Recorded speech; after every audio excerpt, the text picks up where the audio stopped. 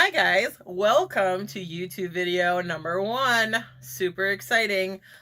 So this is our channel, and when I'm saying our, I'm saying this is me. I'm Sherry. I'm the maker here in this video, and then behind the camera, that's Reggie. Say hi, Reggie. Hi. You didn't say hi, Reggie. Hi, That's why we can't Reggie. have nice things. Okay, so moving on. Way to ruin my joke. It's kind of his job in my life. So, today we're going to talk about one of my favorite products. This is not at all sponsored, but seriously, sponsor me. Like, no kidding. I know it's my first video. It's too soon to ask for that, but a girl can hope, can't she? Like, I can hope and pray for these things. So, my first tip to you guys out there in YouTube land is quilters have the best supplies and they are keeping them from us. Oh yeah, it's true. You go into Joann's, you go into any sewing store, and they have their own little aisle set off in all of the little quilting supplies, and they know we're not going to head over there because we want to make garments, and so we need garment sewing supplies. And it's all a lie. Do not trust the lie. Go into that quilting section and you buy yourself some awesome tools, because there is some amazing stuff in there that will make your life so worthwhile. Let me explain, shall I? No. Do you see this magical little thing? It doesn't look like much, does it? But this Wonder Tape is wonderful. It will change your life. I use this for so many things. Now, it's a little pricey. I think this cost me like $17, but I go through so much of it and there's no regrets. Like, it's the best thing I think in my sewing kit that I use. I love this. I use it for just about everything. So, what is it, you ask? Well, let me explain. Let's take a look at it, shall we? So, what we have in the package, and if I haven't said this, this is absolutely not sponsored, but Dritz, if you want to sponsor me, please do. Technical difficulties, please stand by. Stabby thing helps. Stabby thing, save me. I don't want to mess up my nails. Ugh, that was too much glue, Dritz. Why? Why are you going to do me like that? Okay. We don't need that. So, what we have here is essentially double-sided sticky tape. See how it says double-sided disappears when washes? When washed. When washed. I went to college. I can read. When washed. Not when washes. So, disappears when washed. What that means is that this stuff, this magical stuff, will absolutely wash away. So it's sticky on one side, and it's got this paper on the other side, and you can separate those two layers. Oopsie. You can separate these two layers. You can separate these two. There we go. You can separate these two layers like this. Right? And so then you have like this double-sided sticky stuff. Do I look too amazed? Are you not? Are you underwhelmed? Are you completely not with me on this? Okay. I see that you need a demo. So let's do that, shall we? Okay. So let's talk about what makes this stuff so great. I've got some fabric and I've got a variety of trims, because the sewing that I do tends to be very trim heavy. I work at the Michigan Renaissance Festival, and a lot of the sewing that I do has to do with dressing up costumes, making them look beautiful. And so this is like really helpful for that kind of stuff. What it's meant for is it's meant for holding together seams. So quilters are often working with tiny little pieces of fabric, sewing them together with tiny little seams. And so you can put a little line of this tape in there, put your fabric together, sew it down, and the fabric won't shift and move around. And that's actually really handy. I've used this on knits, because sometimes knits like to roll up on you and do all kinds of weird things. I've used this on silk organza before, because when you wash it, it literally just melts away. So anytime you've got something tricky that wants to shift around and wants to move and not do beautiful things, this can be really handy. And anytime that pins aren't really useful, this can be your alternative. This should be your go-to. So I have some pins here so we can talk about the pluses and minuses of pins. The pluses of pins are they're shiny and cheap. I really don't know any pluses of pins. I'm not actually a big pin fan. I don't actually use them a lot. And I'll show you why. So I have a variety of trims here, and I like to, instead of just doing one line of trim on something, I like to do a variety of trims stacked on top of each other, because then it doesn't just look like, oh, you bought that in aisle 7 of Joann Fabrics. I remember that trim. It can look like something unique, and it can help say something about your garment that you're trying to build and something about the character that you're trying to portray. So, you know, I have this concept, like, what if I stack these trims together? I have this beautiful kind of piping trim, right? What if I have this along the edge and this stacked on top of it, right? And this maybe on both sides. You can already see the problem, I think. Look at how unruly this stuff is. Look how curly and weird this stuff is, and how it really just doesn't want to play nicely together. Like, short lengths that I'm working with here aren't too bad, but when you get to really long garments, like 10 yards of upholstery fabric, it can be quite challenging to organize all this stuff and keep it all together and, like, not have it make you want to flip tables. So, you know, how do I get it all together? How do I keep it all looking nice and neat and nice and straight? How do I keep away from having these weirdo gaps and all of that kind of stuff and have everything laid down? And the secret is this stuff. This is how I work with these kinds of trims. And actually, I'm kind of in love with this combination. Why have I not used this before? Mental note to self, remember this. Not against this pink fabric, but this is really cool. So how do we do this? Well, the first step is I want to kind of see how wide my gap is for this green fabric. I could measure it, I guess, or I could just kind of eyeball it with it, which is usually what I tend to do. And I've used this trim before, so I know it's just a little bit wider than these trims are put together. So I'm going to kind of eyeball that and see what I've got. All right. And now this is where this magic Wonder Tape comes from. Because again, this is kind of curly and weird. You know, this kind of ropey edge is a little longer than the twill tape edge, and so it's bending around and doing all kinds of weird things. So I want to nail this down and get it onto the fabric and hold it in place so that I can sew it and it doesn't shift on me. How do I do that? Wonder Tape. So this is my process, or my process, as they say in Canada. I know, I just impressed you because I'm bilingual.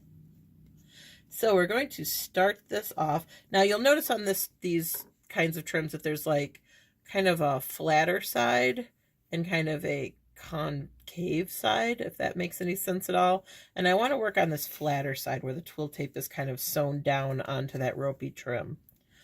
And I want to start my Wonder Tape. I always start it a little over the edge so I can kind of stick it to my work surface a little bit so it doesn't move around and shift around on me. And then I'm just going to go down in increments. And usually I would have this cut to size more or less. But I just want to show you how this works. Once I get all the way down to the end, I take scissors I don't care about. Don't take your good fabric scissors. Again, this is a paper backing on here. Cut it to size. Smooth it down to make sure it's really stuck on there. And then you peel up one edge, which sometimes can be easier said than done. That's another reason I leave myself a little extra here, so I can kind of fight with that edge to get it off. Family channel. That's not what I meant. Okay. And then we lay it down. And this is where I can straighten this out. Right? It's kind of all lumpy and weird and like twisty and doesn't want to behave itself. But now I've got this tape and I can use it to flatten that out. And look at how nice and smooth and beautiful that is. Isn't that just the happiest thing? Now we're going to take number 2.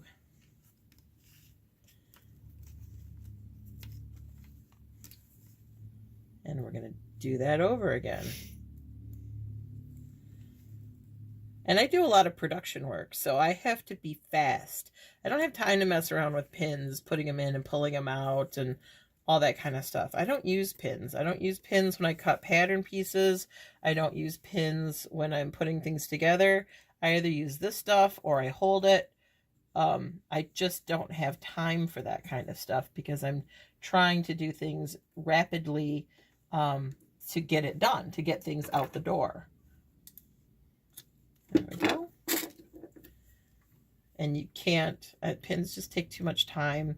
They get all over the floor. I mean, not to say I never use them. I do use them from time to time when I'm kind of coming up, generating ideas, and I don't need it to look good or finished or polished. I'll use it then. Okay, and I kind of worked out how far away my trim needs to be, about like that. It doesn't have to be exact. You could measure this again, but once again, I'm talking about, you know, the kind of work that I do. Like, I'm working quickly and I have to make fast decisions and I have to get this stuff put together and get it on an actor and get them ready to go. And so I don't have time for niceties like measuring, sadly. All right. And this is repositionable, right? So I got it kind of roughed in there, and I'll squeeze this trim in there, and I can move these around as I need to. I can kind of push them to the side and get them exactly where I need them to go. So I'm going to cut a chunk of this, a chunka of this with my lovely gingers. And we will talk about materials, and we will talk about what scissors I use. We can talk about any of that stuff that you want to. Anything at all. I almost always have 2 pairs of scissors in my immediate work area. One pair that I can use for paper and any sundries like that, and then one I can use for fabric or snipping threads or anything like that.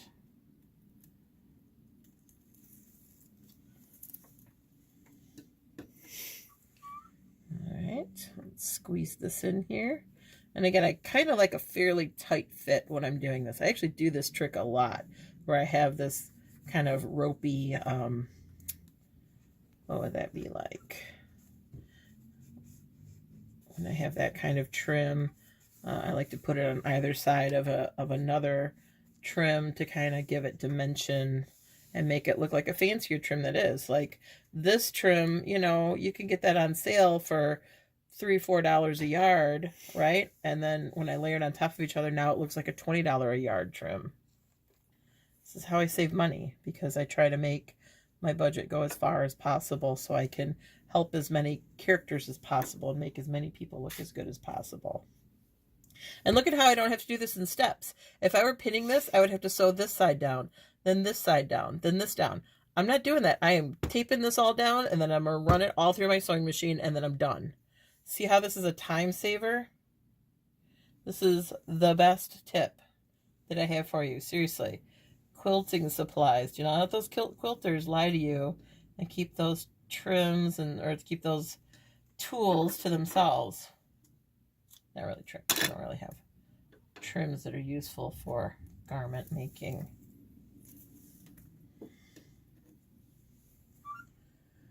All right.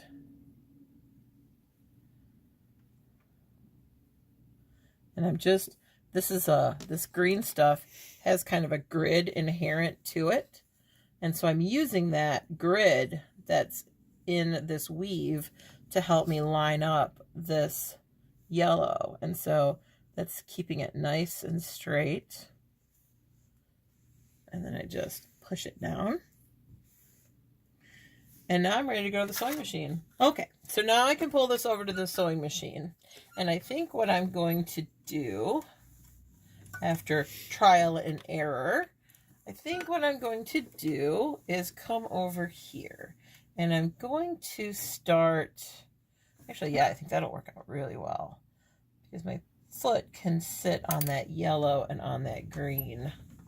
And I can just So I'm catching that tape that this gray is hooked to, and I'm just kind of smooshing. Now sometimes these trims will do this, and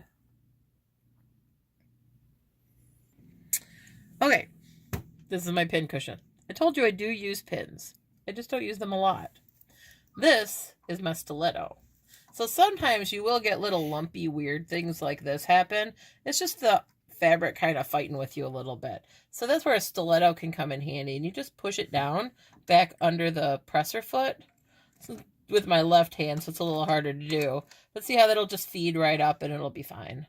So we'll just use the stiletto to kind of feed that under the presser foot so it doesn't get all lumpy and weird and do bad things. And then boom, boom, boom, boom, boom, all the way to the end. And it just turns out, and you get this beautiful smooth. And I'm just going to pull it up at this point. And so you get this beautiful smooth, right? Isn't that nice and glorious and wonderful? All right, we'll cut that. And then we'll start on the other side. Yippee. Oopsie doo. Get back down there. Thank you. All right. Let's do the other side. That's all. Break on through to the other side, shall we? And so I do this a lot, where I just kind of, I know I'm faking it to make it, but it's like seriously so much faster. Oh, I saw that thread. I see you. I see you. Get out of there. Get out of there. Oh, yeah. You think you want some of me? You don't want none of this? All right. I'm back. Yeah, under control. So I'm just using my hands to just make sure it feeds through. Letting it sew down. Letting it be happy and beautiful and wonderful. And just like that. Look at that. Can you even believe that that was that easy? Have you ever sewn trim down that quickly? That many layers of trim that quickly? That evenly? I would do one more seam right up the middle to anchor the yellow. I'll make sure that it hasn't moved. It may have been pushed around a little bit by the foot. So let's make sure it's straight. Feed that through.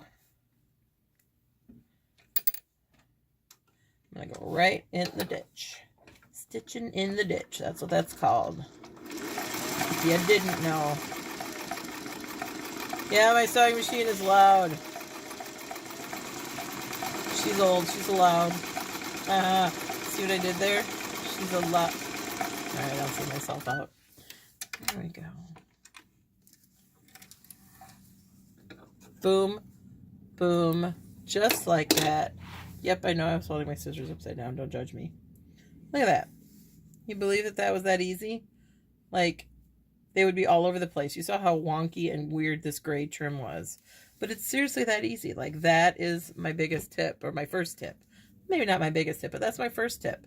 Like, we had what? 1, 2, 3, 4 different rows of trim in 3 seams. Super easy, super smooth. And that's it. And that's it. That's my first tip for you. So hopefully that was useful and you liked it. Please comment below and let me know what you think. And what's your favorite tip for sewing down trim? How do you get it to lay down nice and smooth and easy? Do you use trim on your outfits or on your cosplay or costumes or anything like that? I'd be interested to hear. And please click subscribe. If you liked this video, please like the video and hit the bell if you want to be included and know when the next video comes up. Other than that, that's all I've got for you today. Thanks for coming into my studio. I'll see you later. What is wrong with me? I'm a professional. I do this all the time. Why? Why can't I have nice things? Why? This is not a thing. I don't even know. Do I even have this thread anymore? This looks like that. Don't do this. Always have the same upper and lower threads. All right, we're gonna have different upper and lower threads.